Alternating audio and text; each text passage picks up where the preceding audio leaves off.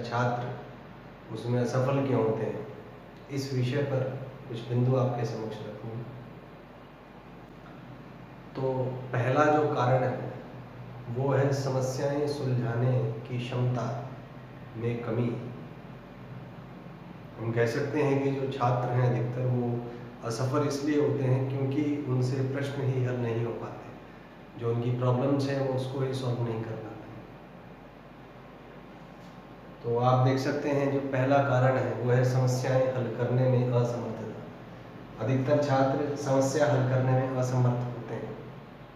वो पढ़ते हैं, पता नहीं किस विषय के किस विषय को आधार बना के वो पढ़ते हैं, लेकिन जब टेस्ट अपना देते हैं, परीक्षा में बैठते हैं, तो वो सवाल हल नहीं कर पाते, क्वेश्चन सॉल्व भी नहीं कर पाते हैं, प्रॉब्लम सॉल्व नहीं कर पाते हैं, जिसकी वजह से उनके मार्क्स नहीं आते, वो सेलेक्ट नहीं हो पाते हैं। तो ये पहला कारण है।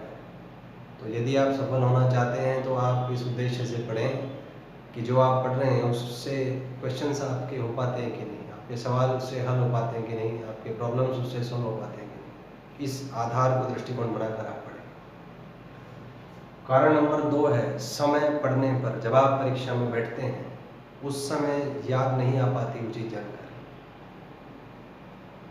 सब याद करते हैं, आपको सब कुछ याद होता है, लेकिन जब परीक्षा में आप बैठते हैं तो उस समय माइंड से आप रिट्रीव नहीं कर पाते, क्योंकि आपके माइंड में जो सर्किट्स हैं उसकी आप प्रैक्टिस नहीं करते, प्रॉपर अभ्यास नहीं करते बार बार, तो याद नहीं आ पाता आपको समय पढ़ने पर कि क्या आपने पढ़ा था।